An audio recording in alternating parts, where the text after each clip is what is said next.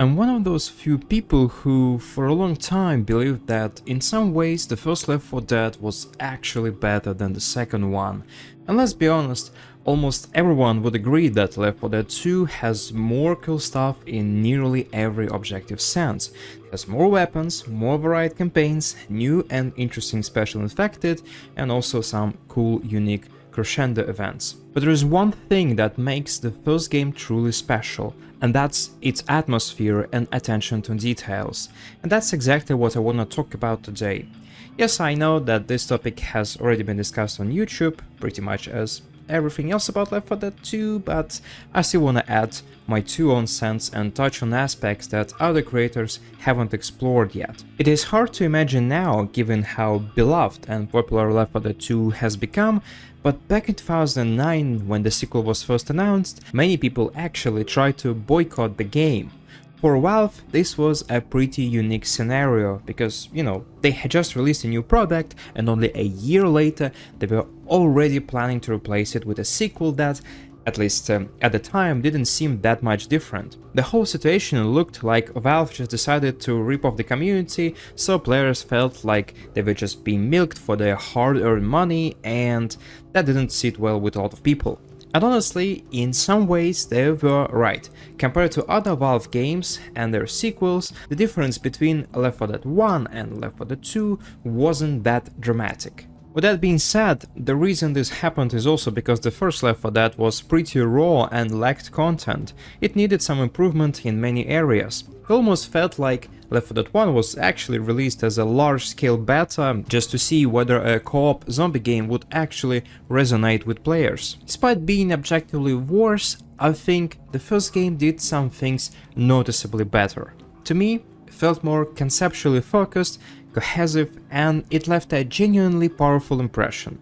The original Left 4 Dead absolutely nailed that feeling of a grim zombie apocalypse. As people often say in the comments when comparing two games, Left 4 Dead 1 feels like 28 Days Later or, some other unsettling zombie horror film, while Left 4 Dead 2 feels more like a Zombieland, a dark comedy. In some way, this was a brilliant decision by the developers. Making a good sequel is always difficult. It either has to introduce something completely new or significantly improve what already exists, and Left 4 Dead 2 managed to do both, which is actually pretty rare in the industry. But when it comes to the atmosphere, vibe and setting, it really comes down to personal taste, and for me, I always prefer the concept of the first game. Why is that? Well, I'm 28 now, but when Left 4 Dead first came out, I was only 12 years old, and at that age, the game was genuinely scary.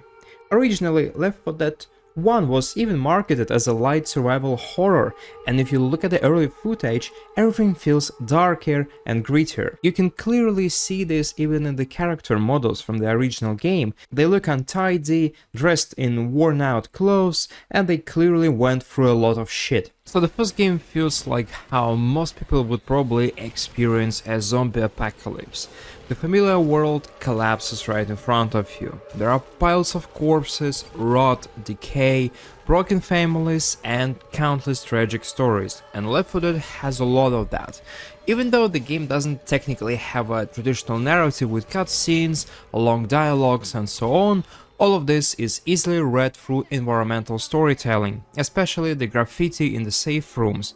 Many of these messages sound like pleas to give up, as if people have already lost all hope of being saved. On top of that, we know almost nothing about where the virus came from or what's really happening beyond our immediate surroundings. We can only guess the scale of the apocalypse, and it's honestly impressive that in a 4-player co-op game, you still constantly feel quite alone, if you get what I mean. That hopeless atmosphere hits you the moment you launch this game. The main theme reflects pain and despair, and it's obvious without a single word being spoken. In the background, dozens of infected wander around like lost souls, stuck in some kind of limbo between heaven and hell, without purpose, without hope, or any kind of salvation.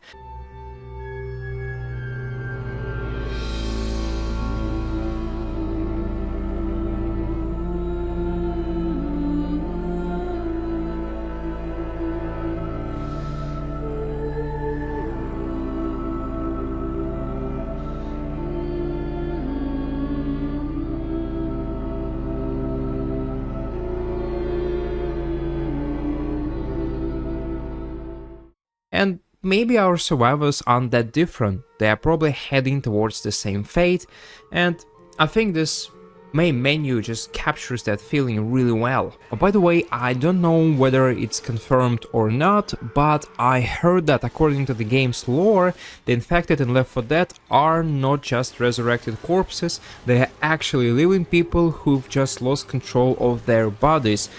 There is like a chance that they are still conscious inside, at least to some extent, and they are quite aware of what's happening. And that alone makes the game even more unsettling. Even the original trailer perfectly sets the tone. Not only does it introduce all the special infected and all core mechanics, it's basically, a video tutorial about everything, but it also reinforces that sense of doom surrounding the survivors with hundreds of zombies. The trailer takes place at night, it has tense music, and for someone seeing it for the first time, it raises a lot of questions. What kind of zombies are these? How do they behave? How are the survivors going to escape? And all of those questions are also being answered by the trailer itself, which is kind of great. And the whole idea is that these 4 guys are completely surrounded and are about to be overrun by thousands of zombies. There is almost no chance to escape. And of course, it ends with a powerful and sobering final, showing that even such an inspiring victory is insignificant compared to the scale of the unfolding tragedy. We made it! I can't believe we made it! Son, we just crossed the street. Let's not throw a party till we're out of the city.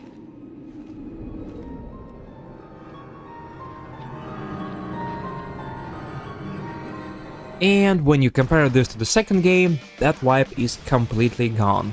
The Left 4 Dead 2 trailer is, of course, edited from multiple segments, it's no longer a single piece, it's not a proper prologue, instead it just presents new survivors as cool, confident and somewhat badass characters, mowing down zombies while also cracking some jokes. Wait for official instructions. Wait my ass. Goddamn stairs. Come on, Coach. Maybe the helicopter. Maybe it's made of chocolate. It's a totally different contrast, and yes, of course it has its own charm, and I think it was an interesting creative decision, but the atmosphere of the first game impressed me just more. Maybe because it was my first introduction to the universe, or maybe because that tone simply fits a zombie apocalypse a little bit better. At launch, the original Left 4 Dead only had 4 campaigns, and it's easy to notice that almost all of them take place at night. No Mercy and Death Toll are entirely nighttime, and the first one even takes place during a cold, miserable rain, which creates constant discomfort and a desire to hide indoors, but the survivors are always forced to keep moving forward, no time to rest. Dead Air is arguably the brightest of the 4, but it still happens at sunset, and the city is also set ablaze, which again brings thoughts of total collapse and the end of humanity, not a great sight by all means. Blood Harvest is not especially dark, but it heavily relies on fog, reducing visibility and maintaining tension, because a zombie could jump out from a bush and the hunter might be also lurking behind some trees. It's easy to see that these locations were not chosen randomly, they are classic zombie movie cliches: a contaminated hospital, a foggy forest, some uninspiring city. All of these are perfect settings for horror. In contrast, Left 4 Dead 2 embraces the more fun side of the apocalypse. You steal a classic car from a show, visit an amusement park from the childhood of our heroes, and many of the maps take place during the day in bright sunlight. Of course, Swamp Fever and Hard Rain are quite different, but for some reason even they are not as creepy as the campaigns in Left 4 Dead 1. That of course does not mean that Left 4 Dead 2 lacks sad or dark themes, we'll get to that later, but culturally, at least in the Western culture, night usually symbolizes decay, fear, depression, while sunrise and sunlight represent hope and safety. Another important detail, in the first game we never really encounter living people. The survivors are almost always left alone. The only exception is the man in the church, and even he betrays the group, calls in a zombie horde and eventually gets infected himself. In the second game you can interact with a gun shop owner, and the boat captain in hard rain survives. And there are also soldiers everywhere, at least in the sky, with the jet planes, and these are some signs of some remaining human presence and that everything is not lost as of yet. In the first game everyone you meet ends up dead. That's mainly because our characters are carriers, so they're immune to the virus, but they can still spread the virus, but we don't know that. Anyhow, this creates a constant feeling of hopelessness, because even a brief glimpse of hope is guaranteed to fade away as we progress through the story. Let's take a look at the No Mercy campaign first. In my opinion, it's the most emotionally draining campaign in the first game, and this nervous atmosphere comes from almost every object in the environment. It starts in an apartment located in a clearly bad neighborhood, and during the rushed evacuation, the entire building complex turns into a dumping ground. It seems like people were actually locked down here, somewhat similar to COVID that we had in 2020, but it didn't end well, and the whole building was probably just overrun by zombies anyway. Trash is everywhere. Clothes on the floor, insects, cracked walls, garbage bags stacked in hallways. Everything reinforces the decay of this world, almost like the broken windows theory. Even the lighting in the rooms feels unpleasant. The only thing that really stands out is the paintings, which is kind of weird. And by the way, about those paintings, I would recommend checking out a video on this topic by another Left 4 Dead YouTuber, but I will give you the short version. Most of the paintings in Left 4 Dead share one common trait: they depict 4 similar objects. Obviously, that's a direct reference to the 4 survivors and the title of this game, but there is another layer to it. In Chinese culture, the number 4 is considered unlucky because it sounds very similar to the word death. Because of this superstition, the number is often avoided in everyday life, and that's why, at least in my opinion, these paintings are intentionally a little bit unsettling. They don't really fit the interior and feel off somehow. It's a cool little detail. As we move through the streets, we keep seeing the same signs of collapse and social decay. Trash, graffiti, constant rubbish, and just traces of chaotic resistance against the infected. What I really love about the maps, though, is that throughout the entire journey, the survivors can see the massive Mercy Hospital skyscraper in the distance, the place we're slowly moving toward through these dirty, dark neighborhoods. I think it's a great metaphor. Those hospital searchlights are literally a small ray of hope still burning in the hearts of the survivors, a sign that maybe not everything is lost. Throughout the game, we're constantly shown that escape is still possible, that salvation is just barely out of reach, but the survivors are always arriving a little bit too late though. In No Mercy, graffiti tells us that the military is still holding the line in Riverside, but during Death Toll, when we get there, it's already over and that's too late. This again reinforces the sense of urgency and desperation. And the hospital itself is one of the most iconic and uncomfortable settings that you can have in a zombie game. Even in real life, hospitals are often associated with illness, death, medical bills, you know, all those bad things. Here they also make you think about how the outbreak began, who patient zero was, how the infected were treated. Another interesting detail, if you look at Left 4 Dead as a whole, No Mercy begins late at night, and the story arc of the original survivors ends at dawn in the sacrifice. Even though that ending is tragic, there are still hints of something positive. The survivors meet other people who made it out, I mean the group from the second game, and maybe they'll successfully escape to an island on a boat and just live a quiet, peaceful life. In our culture also, dawn symbolizes a new beginning, hope, renewal, life, and in short, just something good. The second game always felt more action-packed and playful to me. The characters are much more talkative, they're constantly telling jokes, they talk about chocolate helicopters, they even sing Midnight Riders. Going with the rifle. Gotta reach for the top, stay on the mountain. And Coach alone has the charisma of all 8 survivors combined. Many locations take place during the day, and even when it's nighttime, it's something flashy and fun like Dark Carnival. At first, I didn't find Left 4 Dead creepy at all until I looked closer at the parish. There you can clearly see signs of conflict between regular people, carriers of the infection, like our heroes, and the military. On the final map, Nick even starts questioning whether going to the military is a good idea at all. We're gonna stroll across the bridge, and the army's gonna take care of us. Or they're gonna line us up against a wall and shoot us. And what's even more important, the parish ends in the evening at sunset, and again, sunset is often associated with endings, the end of a journey, a career, or even the end of life. Unlike the original survivors, this group falls directly into the hands of the military, and we have no idea what happens next. Are they gonna be lined up against the wall and shot? Are they gonna be experimented on? Are they gonna be locked away in a quarantine? We simply do not know. So even in this sequel, things are not as great as they might seem. Now let's get back to the main topic. What about the weapons? I think there are a few important points here as well.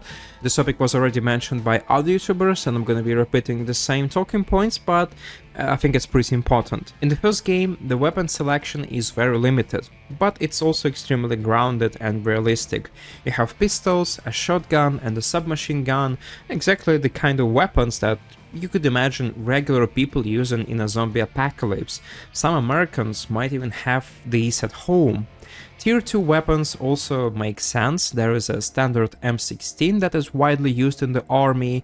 There is a combat shotgun that could realistically belong to the police or some SWAT units, and a hunting rifle that farmers or rural residents might own. These weapons also fit the characters really well.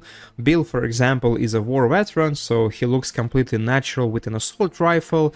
Francis had a criminal past, so the shotgun kinda highlights his explosive character, and Zoe and Lewis, they just often end up with a submachine gun or a hunting rifle because they don't have any combat experience. In the second game, the arsenal is a bit all over the place. Suddenly we have AK-47, did it get smuggled from Russia or what? And there are also much more advanced military rifles, grenade launchers, machine guns, and later even some weapons from Counter-Strike that don't really look good in this game. This all feels more fitting for trained soldiers than for a group of civilians trying desperately to survive. Here, of course, it's the southern US, Second Amendment, America, and so on, but it still lowers the horror factor, at least for me. Just not as scary when you're carrying a full military arsenal and fighter jets are also flying overhead. But the most absurd addition, in my opinion, is melee weapons. Sure, it's a controversial opinion, and I get it. They are super cool, they are fun to play with, but if I were in the place of the survivors, I would be terrified to get anywhere near a zombie, even if I were immune. Bites could still lead to other infections like sepsis, all kinds of nasty stuff that you can get in a normal life. And of course, yes, it's a clear reference to many zombie action movies. It's fun again, but definitely takes away from immersion and atmosphere. And ironically, melee weapons is the reason Left 4 Dead 2 completely ruined the Horde. Before that, being surrounded by common infected was genuinely terrifying. With the shower cooldown, getting trapped in a crowd felt suffocating. You were literally drowning in dead bodies trying to tear you apart. It was deeply unsettling, and that's what made the Horde feel like a real threat, just like in the original trailer. Ammunition mattered more back then, reload timing mattered more, it just added tension and difficulty. With melee weapons, Hordes stopped being a serious problem, especially for skilled players.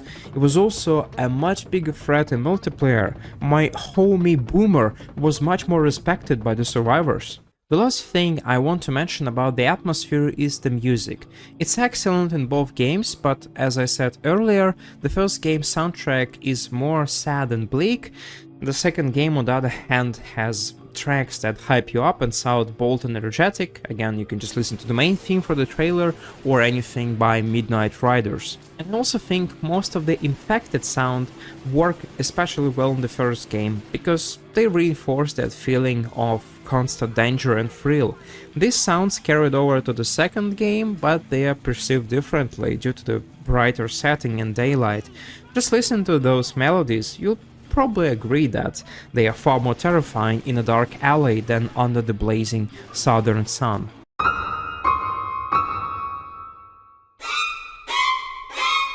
I absolutely love Left 4 Dead 1 for its atmosphere and pacing. It's one of the few games that perfectly combines fast-paced, action-packed shooter gameplay with genuine horror elements and melancholy undertones. That combination is what made it iconic. The game is layered, it's complex, and it's surprisingly deep, but at the same time it's quite fun, you know, much like real life. And I think that's also why Left 4 Dead 2 completely changed its tone.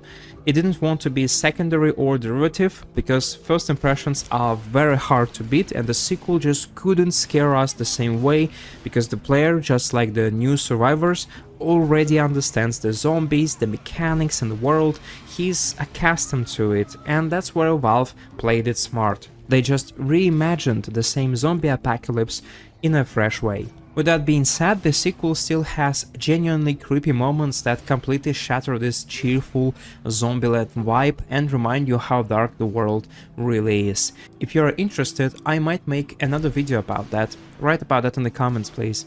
But to wrap this up, at the end of the day, these are two games that are nearly identical in gameplay, but completely different in storytelling and atmosphere. And that's a beautiful thing. Yes, I did say over the course of the video that I prefer the first game's atmosphere more, because I believe that, you know, creating a strong dark mood is harder than a fun one, but honestly, both games are absolutely outstanding in their own way. That's it for today. If you enjoyed this video, subscribe please so you don't miss future video essays on different games and maybe on some future Left 4 Dead topics, and check out my video on competitive Left 4 Dead 2 if you haven't seen it yet. Thank you for watching, and I'll see you next time. Have a good day.